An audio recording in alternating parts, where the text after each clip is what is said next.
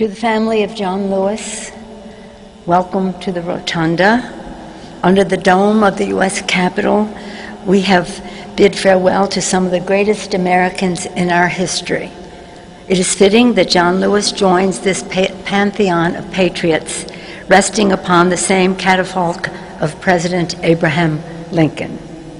John revered President Lincoln. His identification with Lincoln was clear 57 years ago at the shadow of the Lincoln Memorial, where John declared, "Our minds, souls, and hearts cannot rest until freedom and justice exist for all people." Words that ring true today. Mr. Leader, I too was there that day, our student years. Between then and now, John Lewis became a titan of the civil rights movement and then the conscience of the Congress. Here in Congress, John was revered and beloved on both sides of the aisle, on both sides of the Capitol. We knew that he always worked on the side of the angels, and now we know that he is with them. And we are comforted to know that he is with his beloved Lillian. And may it be a comfort to John's son, John Miles, and the entire Lewis family, Michael Collins, the entire staff, that so many mourn their loss and are praying for them at this sad time. God truly blessed America with the life and leadership of John Lewis. We thank you for sharing him with us. May he rest in peace. John Lewis often spoke of a beloved community, a vision that he shared with the Reverend Dr. Martin Luther King Jr., of the community connected and uplifted by faith, hope, and charity. And indeed, John had deep faith, believing that every person has a spark of divinity, making them worthy of respect. And he had faith in the charity of others, which is what gave him so much hope. And as he wrote in his book, "Release the need to hate, to harbor division, and the enticement of revenge. Release all bitterness. Hold only love, only peace in your heart, knowing the battle for good to overcome evil is already won." John the Optimist. Through it all, John was a person of greatness.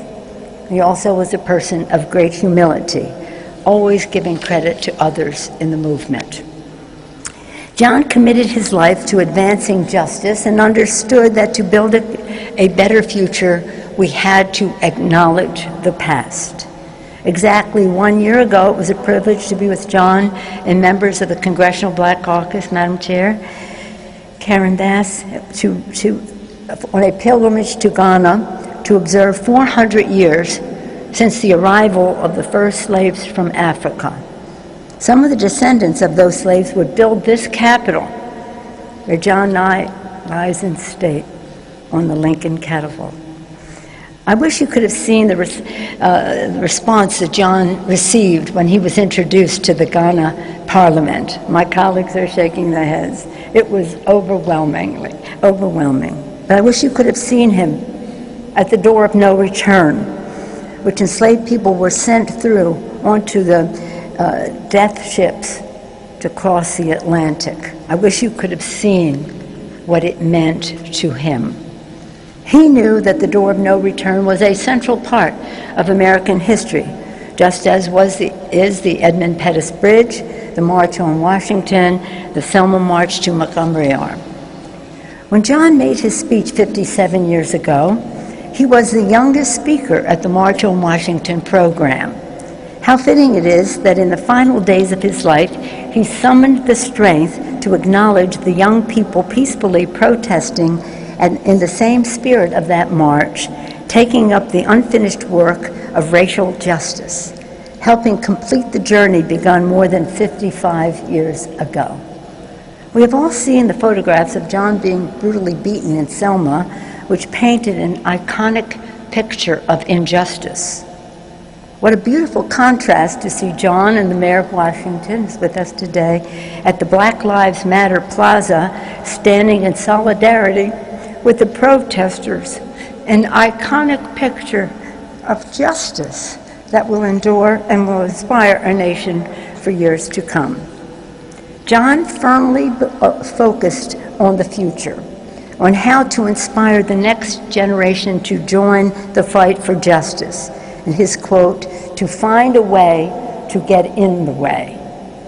As one of the youngest leaders of the Freedom Rides, March on Washington, as I said, and March to Montgomery, he understood the power of young people to change the future. When asked what someone can do who is 19 or 20 years old, the age that he was when he set out to desegregate Nashville, Lewis replied, "A young person should be speaking out for what is fair, what is just, what is right. Speak out for those who have been left out and left behind. That is how the movement goes forward," John said. Imagine the great joy he had traveling the country to share that message of action with young people.